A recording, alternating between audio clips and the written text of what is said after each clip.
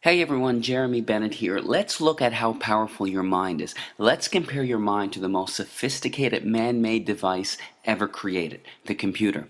The average computer can hold about 250,000 pictures, 20,000 songs, and hundreds of full-length videos, nowadays on something the size of my finger. Crazy. But let's compare it to your mind. Your mind can perform an estimated 10 quadrillion operations per second without you even knowing it. Wild. Ask yourself right now, what's making your blood flow throughout your veins with the perfect amount of pressure to keep you alive? What's making your heart beat right now? Are you consciously commanding your heart to beat right now? No. What's maintaining your body core temperature to the perfect degree to keep you alive? What's doing the 6 trillion things to your 60 trillion cells every single second?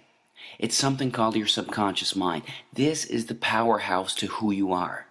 Your cat has it, even your puppy has it. But of all the things that your subconscious mind can do, it can't do one thing. And this thing can help you attract good things into your life or can absolutely demolish your health. What is that one thing it can't do? It can't distinguish between a real event and something you merely think about. Sounds absolutely ridiculous, right? What happens when you have a nightmare? You wake up, your heart is pounding, you're sweating, and you're anxious beyond words. The nightmare existed in your mind. You weren't in any real danger at all. But your mind didn't know that. You physiologically reacted as if the nightmare was actually taking place in reality. There was a study conducted where a doctor hooked up an elite athlete, a professional skier, to a device that measured the athlete's muscle fibers. He told the skier to merely think about skiing down a hill without moving a muscle. The act of thinking about skiing down the hill actually made the same muscle fibers that would have actually fired off if he were to be actually skiing fire off from thoughts. This has been demonstrated time after time with the placebo effect. Group A suffering from a particular illness gets prescribed a pharmaceutical FDA-approved drug specifically designed to treat that illness. Group B suffering from the same illness gets a sugar pill, thinking it's real medication. Both groups get cured. In fact, the New England Journal of Medicine published a study involving two groups suffering from the same degenerative knee disorder. Group A had a surgery designed to scope out the knee and relieve the symptoms of the disorder. Group B, with the permission of the family, had a fake surgery. A placebo surgery, thinking that they had a real surgery. Only 3 small incisions were made in the kneecap, but no real surgery was performed. Both groups reported that the surgery was a success. In fact, researchers are suggesting that a minimum of 1/3 of all medical treatment, including surgery, is due to the belief that the treatment is going to work. The placebo effect. Most people don't realize that there is also something called the nocebo effect. It's practically the opposite of the placebo effect. The mind, instead of curing illness, contributes to illness. That's what a hypochondriac is. Their belief that they're going to develop a disease actually causes them to experience the symptoms of it. Whatever belief you hold in your subconscious mind will become your reality. Bottom line. That's how hypnosis works. The hypnotist implants the idea in the back of their subject's mind, and the subject experiences whatever they hold there. If they hold the belief that there's a spider on their arm, their eyes actually see a spider on their arm. An amazing demonstration occurs when the hypnotist walks towards his subject with his finger extended. He tells the subject that his finger is hot and burning. The hypnotist slowly touches the subject on their arm, and a blister actually forms in the exact place that the finger touched. Now, this is crucial to understand in all healing. Free will, as we understand it, is practically an illusion.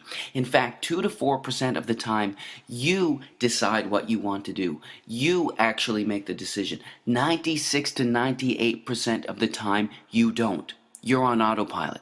Your subconscious mind controls your decisions 96 to 98% of the time. Don't believe me? Do you like ice cream? If you do, snap your fingers and stop liking it. Do you enjoy watching sports? Snap your fingers and stop enjoying it. You can't. 96 to 98% of the time, everything we crave, desire, and act upon comes from what we hold predominantly in the back of our subconscious minds.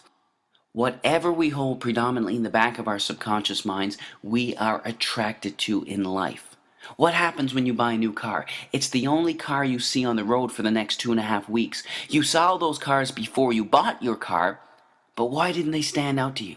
Because you didn't own that car yourself. You weren't thinking about it yourself. What you hold in your mind, you're attracted to in life. That's how subliminal ads work so effectively. They work so effectively that they are banned in over 10 countries as a way to advertise. So if what you hold in the back of your subconscious mind shapes your reality, what shapes your subconscious mind? Practically everything that you're exposed to, everything that you see, hear, smell, taste, and feel is shaping your subconscious mind. Let's look at some specifics. Television. Here's a scary stat. By the time a child finishes elementary school, that child has witnessed an estimated 8,000 simulated murders on TV. All of these extremely graphic scenes are sinking back into their minds. And don't be tricked by Hollywood or cartoons. In the most important developmental years, when a child should be taught compassion and understanding, extremely intelligent minds behind the creation of perceived harmless children's cartoons are sinking violence into the back of their minds. Don't be fooled. What are you listening to on the radio? Every single word or thought you hold in your mind has a particular vibrational frequency. Negative words or intentions have slower vibrational frequencies, and positive words have higher vibrational frequencies. This is a song by Lady Gaga called Bad Romance. Some of the lyrics are, I want your drama, I want your ugly, I want your disease, I want a bad, bad romance. Our thoughts create us. We have to be extremely careful with what we are feeding our minds. Music can be beautiful and beneficial, but it can also have a negative impact on your health. Choose wisely. When I was growing up, the most violence we had on video games was Mario and Luigi jumping over turtles' heads. This is what our youth are playing today. These gruesome, extremely graphic images are sinking into the backs of their subconscious minds, weakening their immune systems and having astronomical, gradual negative effects on their health. Nobody's saying that these games are going to cause them to pick up a gun and go shoot somebody, but these games are affecting their health. There is zero doubt about that. What happens when you gossip? In order for you to gossip, you have to hold a negative memory and negative thought inside of your mind. You not only think about that negative memory, you share it with the other person that you're talking to. The second you hold negative thoughts in your mind, the biochemistry of your brain changes and you release cortisol, the stress hormone, into your blood, which then weakens your immune system, inhibits the actions of your white blood cells, increases the chances of infection, and even promotes weight gain. All from gossiping, all from your thinking. You can't gossip without hurting yourself. Remember that.